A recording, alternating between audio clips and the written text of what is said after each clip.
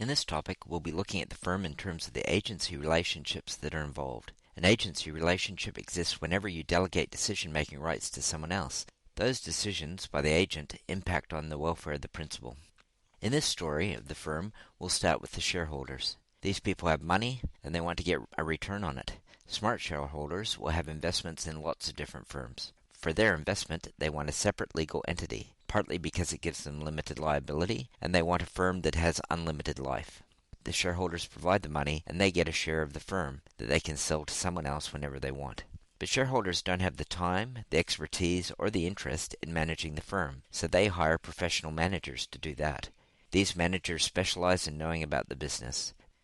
And there is one more character in this story, the debt holders. For various reasons, it can be cheaper to get money from debt holders than from shareholders. One of the reasons is the debt holders get paid before shareholders. That means there's less risk for debt holders, and so the cost of getting money from debt holders should be less. So debt holders provide funds, and they expect to get their money back plus interest. The interest covers the time value of money and the risk that the loan will not be repaid. Now that we know the actors, we can turn our attention to their motivations and the agency problems. Agency problems exist because the self-interest of these three characters, which we can refer to as principals and agents, don't align. Let's look at the shareholder-manager relationship. The shareholder, with a diversified portfolio of investments in many firms, wants the firms to take a chance. That's because you can't get a good return without taking some risk. Sometimes the risk won't pay off. But the shareholder has lots of investments, and so, on average, they expect greater risk to generate greater return.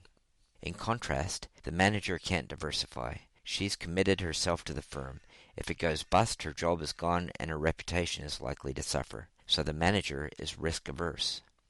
This difference in appetite for risk creates the risk aversion problem. The shareholder wants risk, and the manager wants to avoid risk. While we're talking about risk, let's consider the debt holder.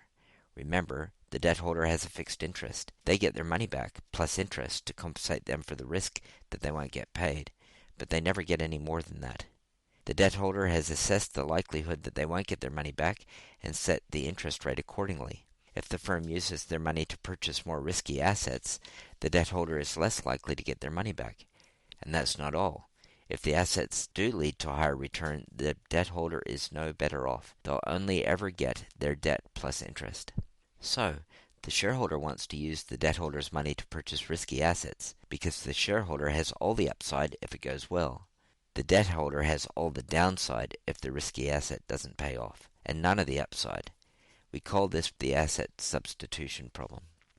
Managers are also interested in building the firm, which is their empire. Their salary, their reputation, and their comfort often increase by keeping any surplus money in the firm. If they can't get a return that's greater than what the shareholders can get elsewhere, then the shareholder would rather have the money returned to them as dividends. For shareholders, this is the dividend retention problem. Debt holders also have an issue with dividends. When money is returned to the shareholders, it reduces what's available to pay the debt to the debt holders. When debt holders lent the money, they assumed that assets exceeded liabilities by a certain amount, which gave them confidence that there would be enough money left over to pay them. If the firm pays excess dividends to the shareholders, then it's the debt holder that may lose out.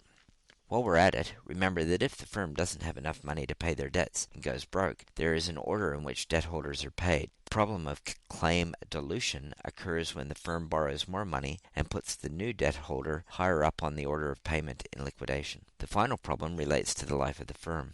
Remember, the corporation has unlimited life. The share price should reflect the future cash flows into perpetuity, in other words, forever. So the shareholders' interest in the firm is their share of all future cash flows forever. On the other hand, managers retire and managers die. That changes their outlook. Managers need to see the money now. This is called the horizon problem. Managers have no incentive to put in effort or make decisions that will benefit the firm after they're gone. The last problem between the debt holders and the firm also relates to the life of the firm. When everything goes bad and the firm doesn't have enough money to pay even all of the debt holders, then there'll certainly be nothing left for the shareholders. When that's the case, any additional work or profit made by the firm is going to go straight into reducing the shortfall for the debt holders. That's good for the debt holders, of course, but it does nothing for the shareholders. So there's no incentive to do any work or engage in any projects, even if they have a positive net present value. Remember to think about the implications of these problems for accounting. Accounting provides the basis for the contracts that are used to manage these problems, and to evaluate performance, which creates the opportunity for ex post settling up.